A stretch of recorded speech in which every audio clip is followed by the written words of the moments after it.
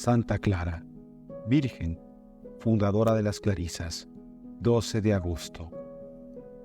En una graciosa colina del hermoso valle de Spoleto, álzase la ciudad de Asís, ilustre por sus artistas, pero no menos célebre y más honrada por haber sido cuna de aquellas dos estrellas fulgentísimas en el cielo de la santidad que se llaman Francisco y Clara.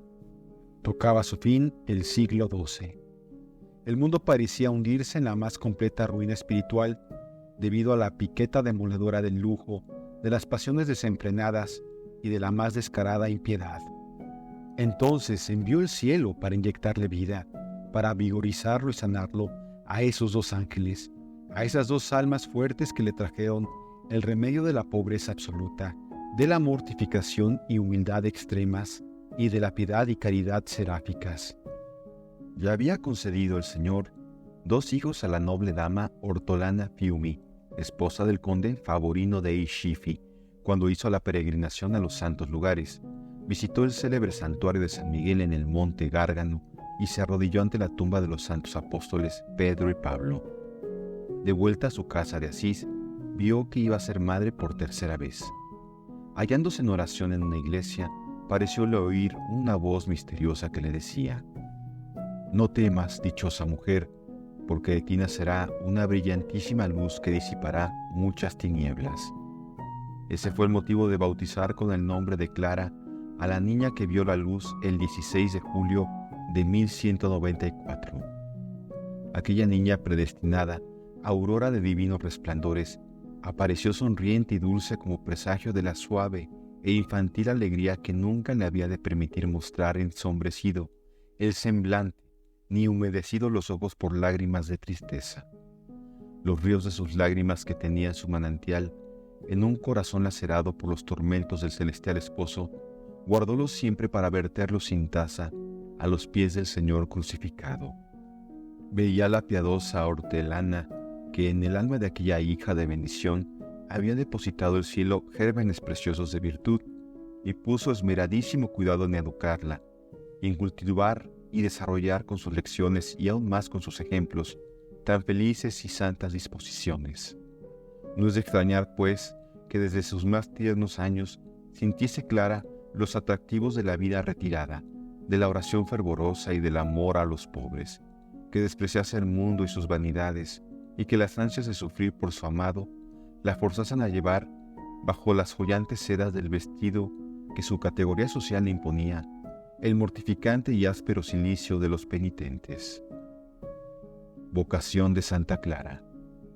Consecuencia natural de tales disposiciones era que la corriente de aquella alma desembocase en la vida religiosa, y esos deseos ardientes de Clara, que ya había cumplido los 16 años, no debían tardar en verse satisfechos muy a gusto de su alma. La fama de santidad del hijo de Bernardón, el rico mercader de Asís, transformado por la gracia divina en el pobrecito Francisco, el heraldo del gran rey, llegó a los oídos de Clara, que, sin duda, movida por divina inspiración, fue a someterle el asunto de su vocación. El alma de Francisco sintió que aquella otra alma vibraba al unísono con la suya, que aquella joven era una joya de subido valor, digna del esposo divino, y encendido en ánimos de presentársela, le habló con aquellos acentos abrasados tan propios de su inflamado pecho.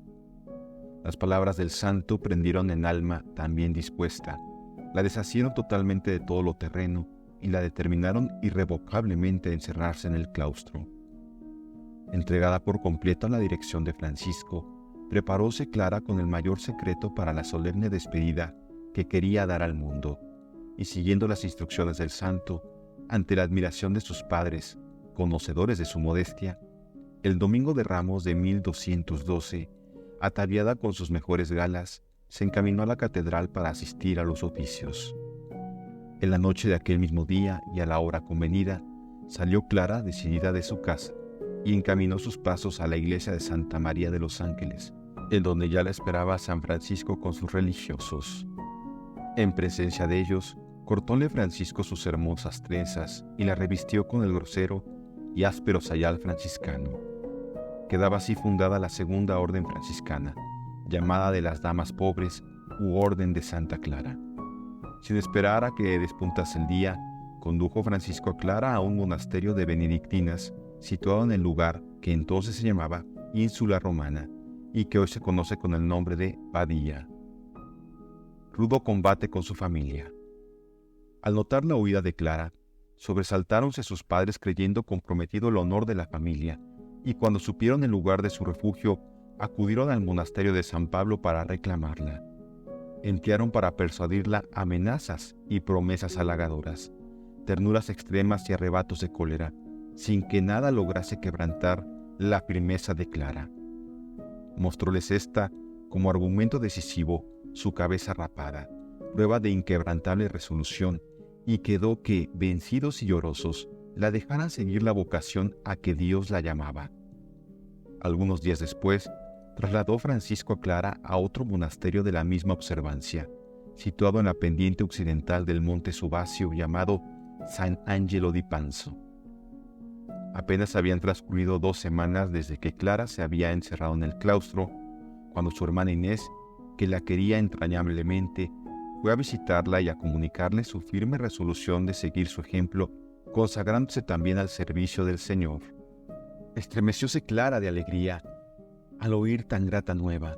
Elevó al cielo acciones de gracias por la singular merced de enviarle como primera compañera a su misma hermana.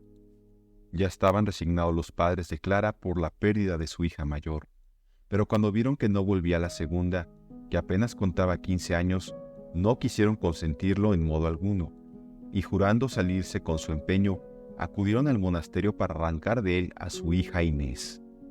Como nada consiguieron con blandas palabras, arrojáronse sobre ella y agarrándola por los cabellos, la sacaron por fuerza del convento.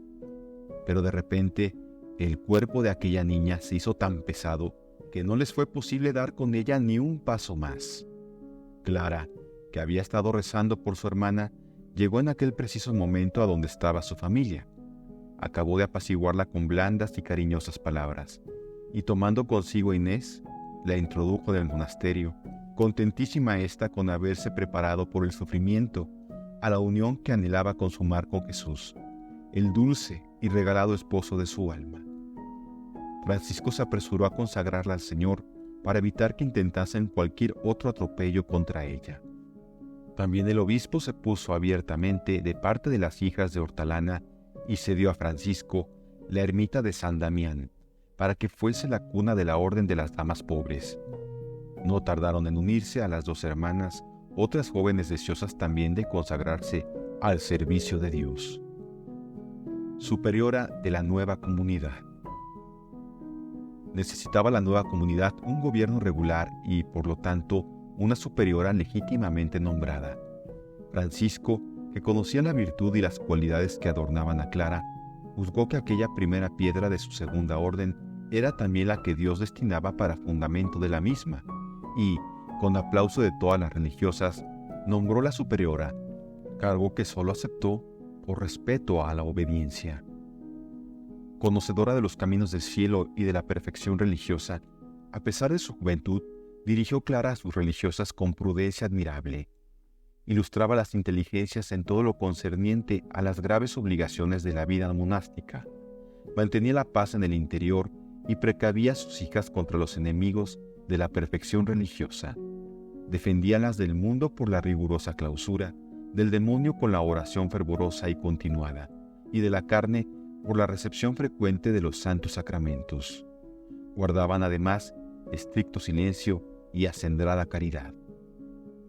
Con sus exhortaciones inflamaban los corazones en amor al sufrimiento, enarbolando en alto el madero sagrado de la cruz. Sus ejemplos, más poderosos y elocuentes que sus palabras, inclinaba las voluntades con suave violencia a obrar siempre del modo más perfecto. Procuraba a sus monjas, cuantas veces le era posible, la dicha de oír la palabra de Dios de boca de San Francisco o de otros fervorosos religiosos, y ella, por su parte, ponía tal avidez y fervor en oírla que el mismo niño Jesús aparecía a veces a su vera para sonreírle y acariciarla con infinito amor. Clara iba progresando incesantemente en el camino de la perfección. Su fe era firme, ilimitada su esperanza, y su caridad no conocía barreras. El corazón de aquella virgen era un horno abrasador que a veces se declaraba ya en forma de ardiente globo que planeaba sobre la cabeza, ya como aureola luminosa que nimbaba su frente, o ya también a manera de alas de fuego que le cubrían la cabeza y reflejaban en su rostro el brillo deslumbrador de sus rayos, dándole el aspecto de algo extraordinario y sobrenatural. El ansia del sufrimiento le hacía inventar y multiplicar los modos de mortificar su inocente cuerpo, y así fabricóse con la piel de un animal una túnica erizada de púas que laceraban sus carnes. Empleaba un cilicio con crines de caballos trenzadas, e hizo habitual el uso de una disciplina de finas cuerdas guarnecidas de nudos reciamente trabados. Se alimentaba de hierbas sazonadas con ceniza, y durante la Cuaresma tomaba pan y agua, y eso solo 3 veces por semana. El duro y desnudo suelo fue durante mucho tiempo su lecho ordinario. Un madero sin desbastar le servía de cabezal. Las fiebres que la consumieron durante 28 años forzaron a usar una cama que acondicionó con sarmientos. A los ruegos de sus hermanas, para que mitigase semejantes austeridades, solía contestar con muy alegre oportunidad: «Dejadme, hijas mías, que soy deudora a Dios de vuestras almas. La superiora debe amontonar un tesoro de méritos para borrar sus culpas y las de sus hijas. Si la cabeza afloja, ¿qué harán los miembros?».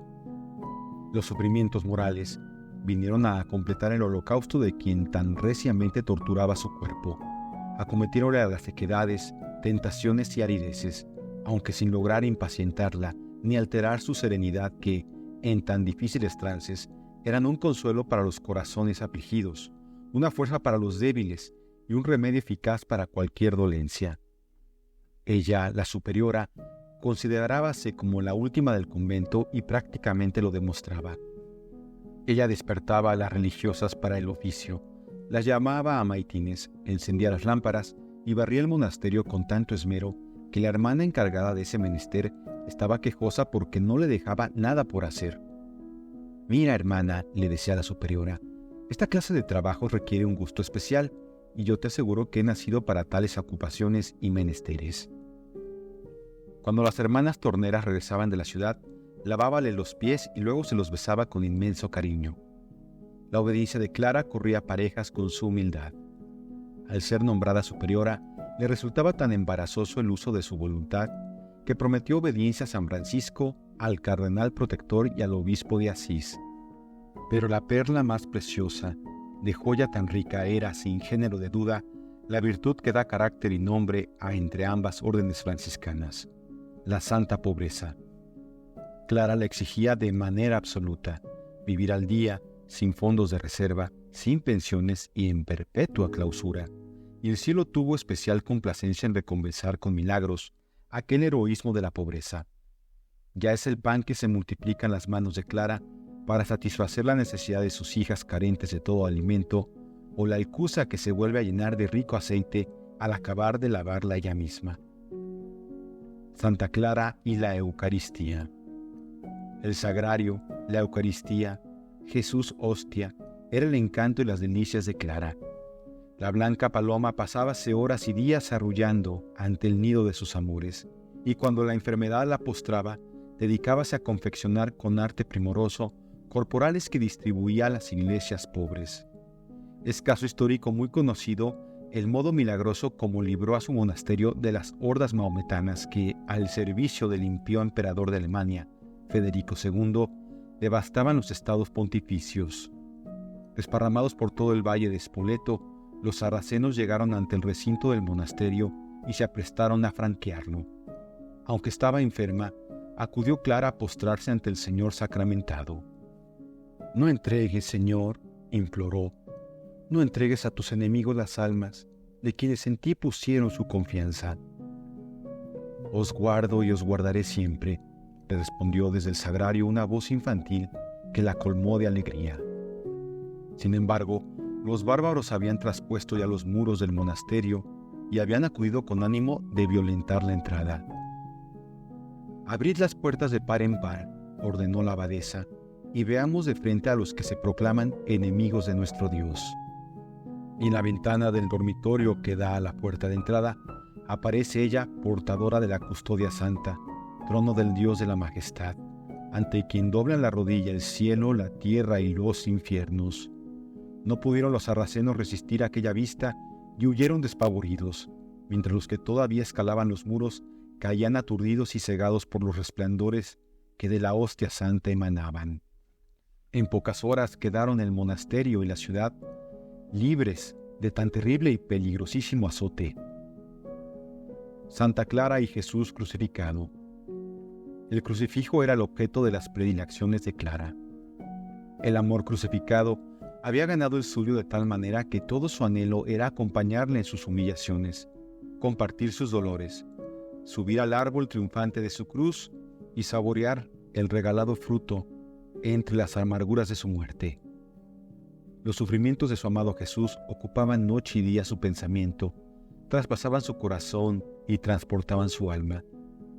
Hallábase un Jueves Santo meditando con el mayor fervor las angustias mortales que inundaron el alma de Cristo en el huerto de Getsemaní, cuando cayó repentinamente en éxtasis que se prolongó por espacio de 2 días, hasta la tarde del Sábado Santo, en que la hermana que le servía su pobre y mezquina comida se atrevió a decirle: «Querida madre, nuestro director le ha ordenado que tome todos los días algún alimento.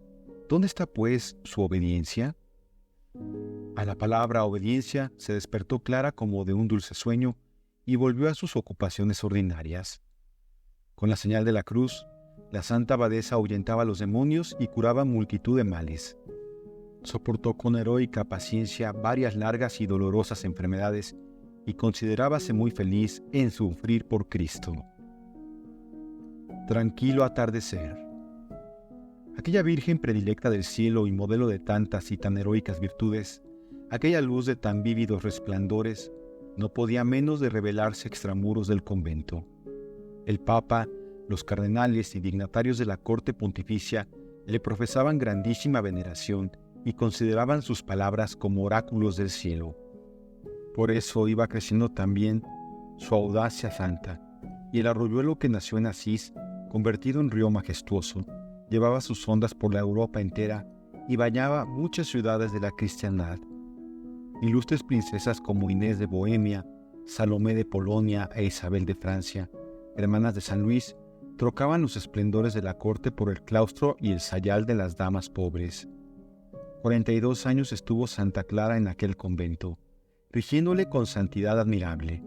Una excelente prueba de su gran virtud fue la paciencia y alegría con que soportó durante 28 años su enfermedad, en los cuales, estando algunas veces muy apretada, nunca se vio en su rostro la tristeza, ni se oyó palabra de queja y sentimiento. El Señor, que como esposa suya la aprobaba, también la esforzaba y regalaba abundantemente en las mismas penas que por su amor padecía. En 1252 no le fue ya posible abandonar el lecho y creció tanto la enfermedad y su flaqueza que entendió ser llegada la hora que ella tanto deseaba de ser desatada de esta cárcel para poder gozar de su dulcísimo esposo. En sus últimos 17 días fue su único alimento sostén la Sagrada Comunión. El Papa Inocencio IV acudió por 2 veces a visitarla y le concedió la indulgencia plenaria que ella había solicitado. Ante sus hijas, reunidas en torno a su lecho, dictó su testamento espiritual, ponderando las excelencias de la vida religiosa y recomendando vivamente la perfecta observancia de la regla y de las virtudes de humildad y pobreza.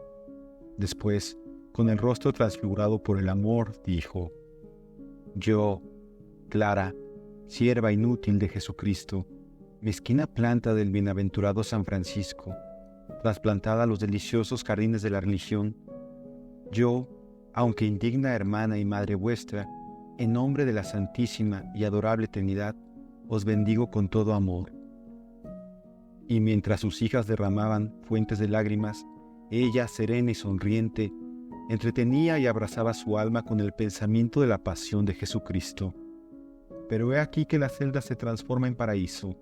Una procesión de vírgenes con coronas de oro en las frentes entran en aquel pobre aposento, presididas por la Reina de los cielos, radiante de belleza, incomparable de dulzura y majestad, coronada con diadema de bellísimos resplandores y ataviada con un traje de sin igual hermosura.